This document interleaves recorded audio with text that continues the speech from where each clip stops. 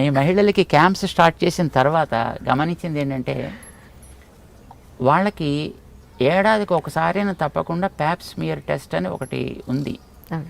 దానిని వాళ్ళు చేయించుకోవాలి డాక్టర్స్ దగ్గర. అది చేయించుకోవాలంటే సుమారుగా 700 నుంచి ఒక 1000 రూపాయల దాకా ఖర్చు అవుతుంది. అంత డబ్బు ఖర్చు పెట్టడం వాళ్ళకి ఇష్టం ఉండదండి. వాళ్ళ కోసం అని భర్త కోసం ఖర్చు పెడతారు, పిల్లల కోసం ఖర్చు పెడతారు, బంధువుల కోసం ఖర్చు పెడతారు, చీరల కోసం ఖర్చు పెడతారు, ఆభరణాల కోసం ఖర్చు పెడతారు, ఆరోగ్యం కోసం చేసుకోరు. వాళ్ళ ఆరోగ్యం మీద వాళ్ళకి దృష్టి ఉండదు.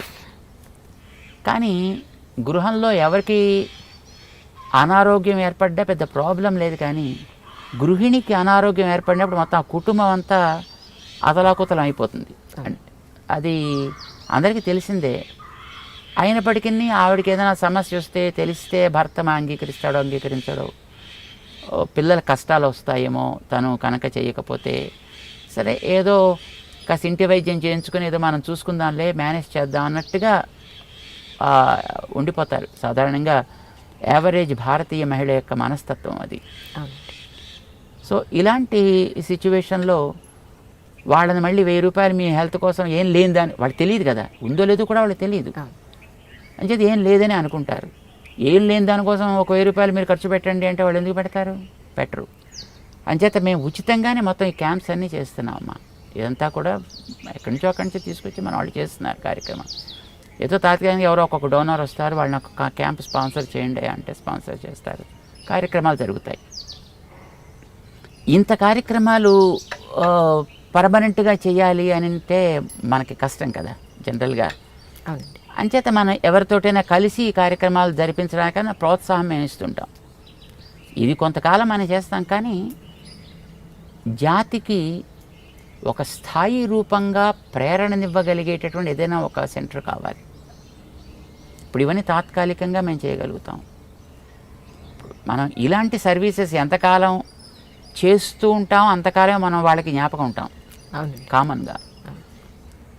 ఈ మనం ఇటు తిరగగానే ఇది అటు తిరుగుతుంది. So of the sight of the mind అని అంటుంటారు కదా.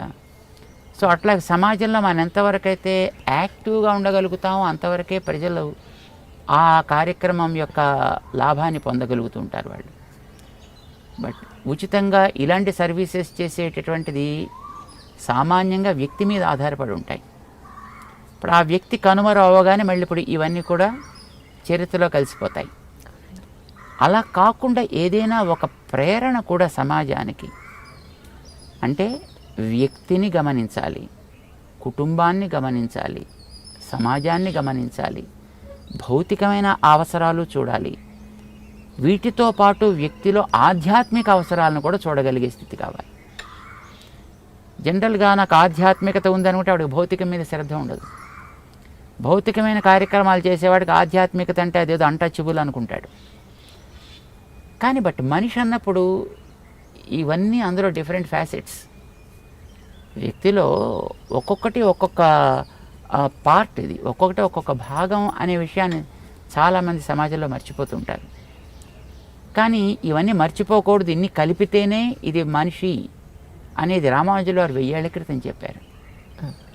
అందుకోసమని వారి ప్రేరణ మనం తీసుకున్నందువల్ల ఈవేళ ఈ రకమైన కార్యక్రమాలు చేయగలుగుతున్నాం.